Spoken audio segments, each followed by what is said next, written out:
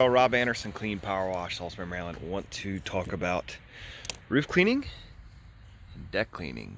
Good grief. Both of these look horrible.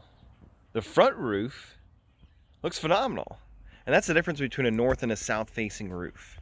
There's no, you got trees over there that's 20, 30 feet away. There's that, which is also about 20 or 30 feet away. So this is just a massive amount of, and maybe there used to be trees closer to the house. I don't know. There aren't any right now. But I want to tell you, just as far as setting expectations on a roof like this when you clean it, we see a lot of times people will post in the groups that, hey, this customer is calling me. They're not happy with how the roof looks, blah, blah, blah. And most times, quite frankly, looking at it, it just needs more bleach. It needs another treatment of chemical on the roof to clean it. This one, and let's see how close I can get to it, but you can see how nasty the gutters are.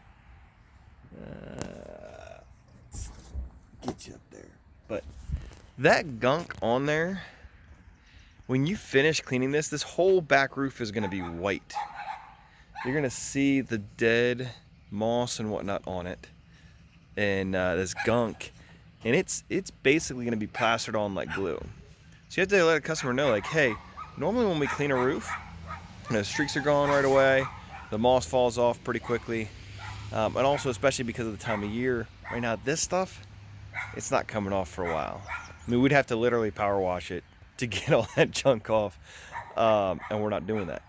So you set that expectation going into it, Mr. Customer, you've got a really, really infested roof. It is extremely, extremely coated with it.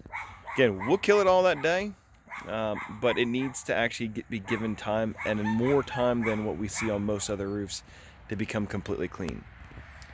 Same thing on this deck, and this is one of those things I talked about before.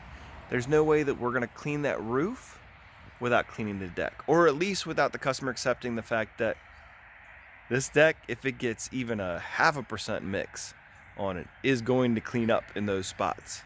When we hit it, and quite frankly, we'd soak this, and we'll probably already have roof mix in there. It's really not worth, on the size deck that we've got here, to switch to a smaller or a lesser percent. I would not really recommend going that hot in general, but we're gonna have that, and we can even cut it a little bit by spraying water and the bleach at the same time. So that's kind of the big thing there. The other thing I would also point out, if you're ever on a deck and there is barking dogs next door, but the boards themselves, we've got a couple, I'm walking on it, I weigh just over 200 pounds. I'm not some huge dude or anything like that, but if I feel a board move, we're going to put that on there both for our technicians and also for the customer. Noticed several soft spots on deck. If we're walking along and one of these boards cracks underneath us, that's not our fault. It's not like we're jumping up and down having a rock party or something like that on it, or concert.